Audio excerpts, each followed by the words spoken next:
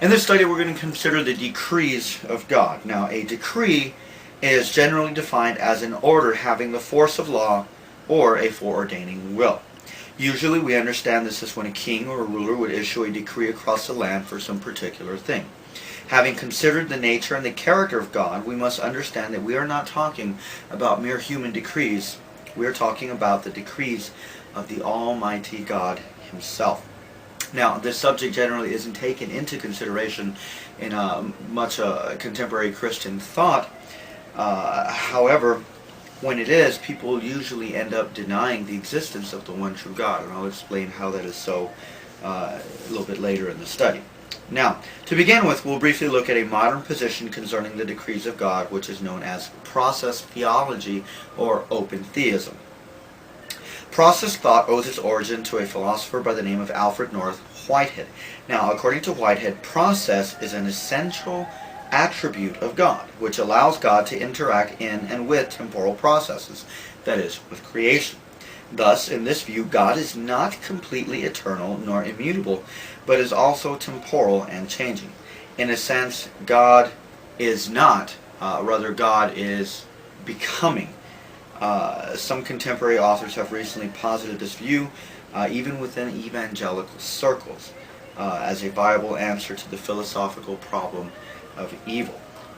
Clark H. Pinnock, one of the authors of the book, The Openness of God, said this about the open theist view. He said, God, in grace, grants humans significant freedom to cooperate with or work against God's will for their lives, and He enters into dynamic give-and-take relationships with us. The Christian life involves a genuine interaction between God and human beings. We respond to God's gracious initiatives, and God responds to our responses, and on it goes. God takes risks in this give-and-take relationship, yet He is endlessly resourceful and competent in working towards His ultimate goals. Sometimes God alone decides how to accomplish these goals. On other occasions, God works with human decisions, adapting His own plans to fit the changing situation. God does not control everything that happens. Rather, He is open to receiving input from His creatures. In loving dialogue, God invites us to participate with Him to bring the future into being. Now, essentially what these theologians are asserting is that God basically has no eternal plan that He's currently running. Rather, God has a general goal of where He would like His creation to head toward, but due to the freedom of the creatures, He must work alongside with them rather than through them and in them.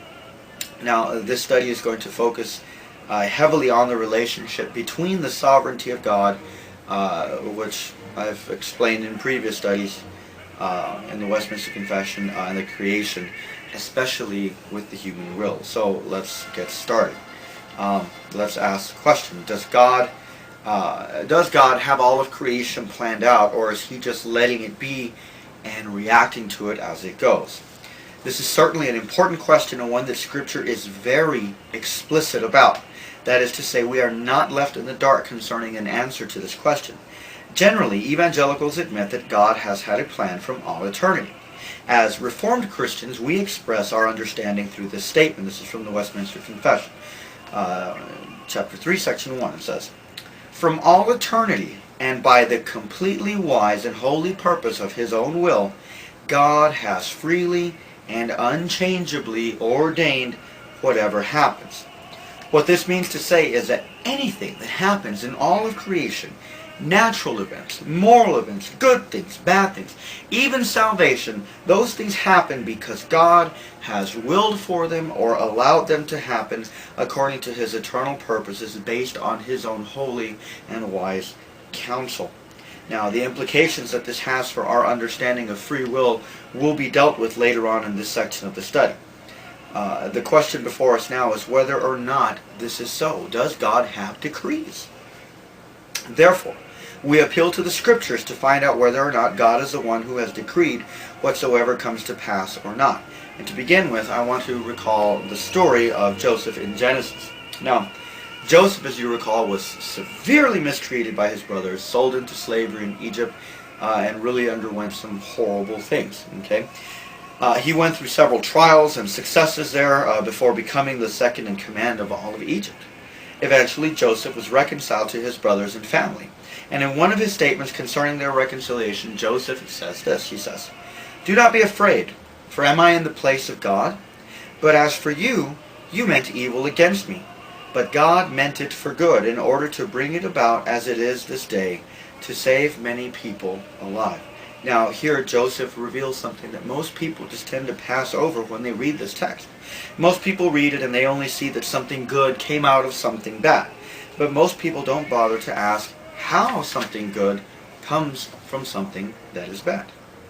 Now even more, people don't catch the implication that God was the one who ordained all the events in Joseph's life.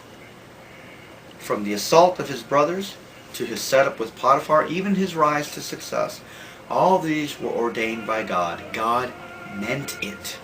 He meant them to happen. Now, what would have been the understanding of all these events if human freedom was what ultimately determined the outcome of all these events? Imagine reading the text of Scripture about Joseph and it sounding something like this.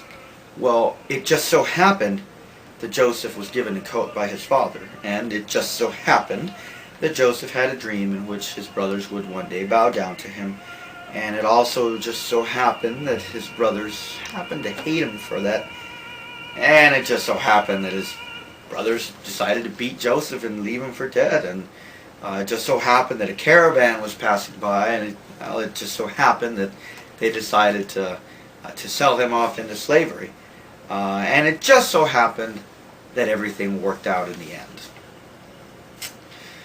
Obviously, such an understanding of Scripture would be terribly absurd, to say the least, but the Scripture does not read that way. Obviously, it is clear that all that happened to Joseph happened according to the will of God. Again, God meant it.